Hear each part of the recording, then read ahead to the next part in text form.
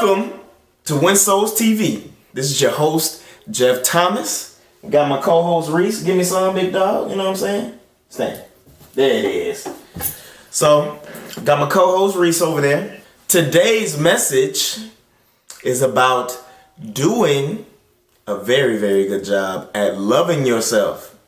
We got to love ourselves. The Lord tells us in Matthew 22:35 through 40 that we should love the Lord our God with all our heart, soul, and mind, and to love our neighbor as ourselves, right? And so there are a few components. I've broken them down into three main components. One is intimacy, one is building confidence, and then the other one is protecting yourself, okay? So let's jump into intimacy, okay? Let's think about a relationship first. So when we get into a relationship, we want to spend time with that person, okay?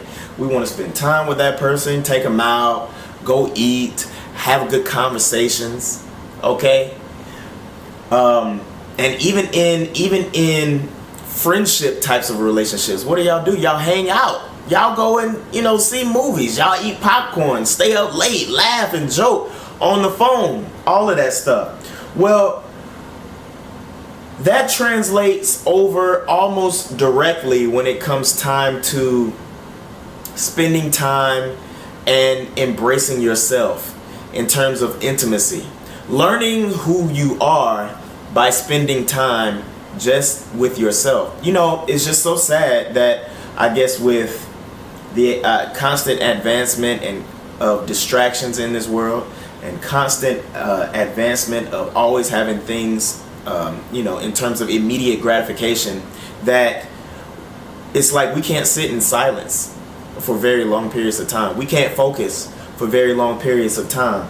So with that said, if there is something that is going on in your life and you can't focus and you just feel so distracted all the time, and it's just like you always have to be around people, then it's almost like you're missing an opportunity to embrace who you are as an individual and then grow from that, developing relationships off of that as well. So the first thing I wanted to talk about was intimacy, right? And those things kind of embrace that, but like investing time in yourself, just watching movies by yourself, go and spending money fixing up your house.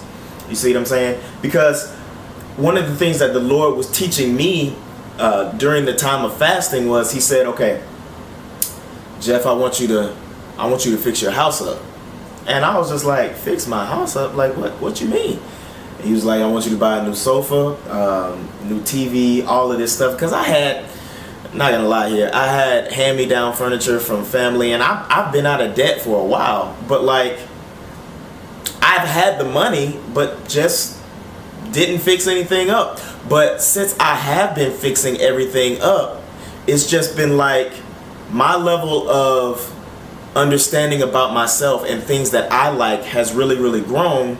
But not only that, he was preparing me on the inside and then also using my house as a way to show me like, hey, I'm fixing your inner house. I'm growing you on the inside. But I want you to also use your house as a physical representation of what I am doing on the inside of you now. Okay? I'm sweeping your house totally clean, and I want you to move in this new place that I am bringing you through in this fast. But I want your house to be a physical representation of what I am doing for you. It's kind of like this guy in the military wrote a book about making your bed.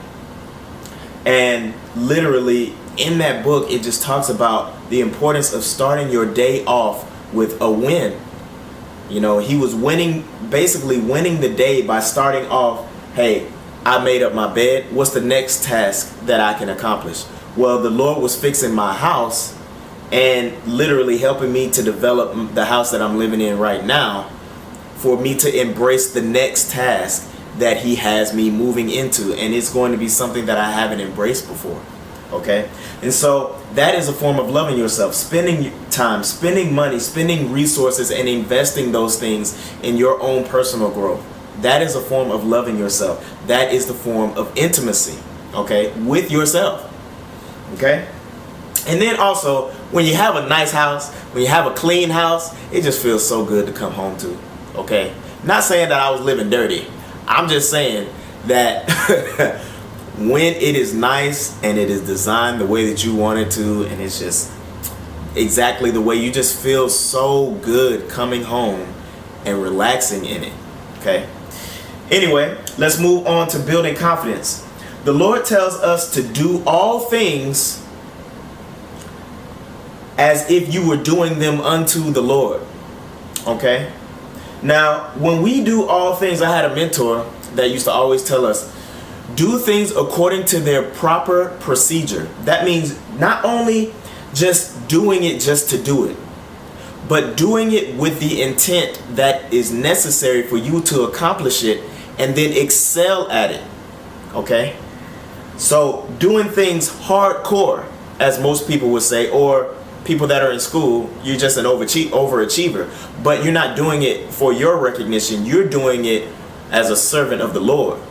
Okay? And when you begin to do those types of things over and over again, it develops a confidence in you where it's just like, okay, I can tackle this. I can tackle this because I know the power of the Lord that is backing me. Okay? And so you develop this great sense of confidence.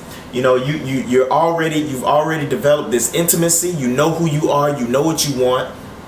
You're developing this confidence in the Lord and yourself, and you can move in a specific power that the Lord is bringing you into because of that. And the last thing that I wanted to talk about is protection. Protection. A lot of us believe that it's not okay, or a lot of us act like it's not okay for Christians to say no. Just because we are of Christ does not mean that we say yes to every little thing that somebody asks us to do. Sometimes it's absolutely necessary for us to say no. Okay, so when you say no to majority of things, when you finally say yes to something, your yes has a lot of weight. But if you say yes to every little thing, people will begin to come to you simply because they know that they'll do it for you. And a lot of times they won't even be doing things for themselves because they know that you will be doing it for them. Okay? And that's not okay. You know, we're supposed to be disciples, teaching people how to fish, not over here bringing the fish to them every single time. You see what I'm saying? Because it's a ripple effect. Yes, a lot of times we do bring the fish to them. I guess, you know, fish in terms of bringing the gospel to them. But there comes a time in your walk with the Lord where that's the fish that you are attaining is by your own level of intimacy with the Lord and you embracing him for yourself, not somebody constantly spoon feeding you the Bible. Okay? But when we begin to say no without feeling guilty, we are possibly protecting ourselves from possible snares of the enemy. We are protecting our time that could be invested with spending more time with the Lord. We are saying no to specific relationships that could hinder our walk with the Lord. And we are also saying no to pain and heartache that sin could easily creep into if we had said yes. Now, saying yes doesn't necessarily mean that you say it with your mouth. You can say yes with your actions and the things that you do. Okay?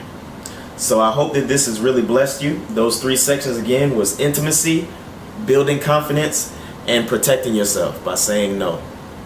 You guys be blessed and get out there and start loving yourself. Have a good one.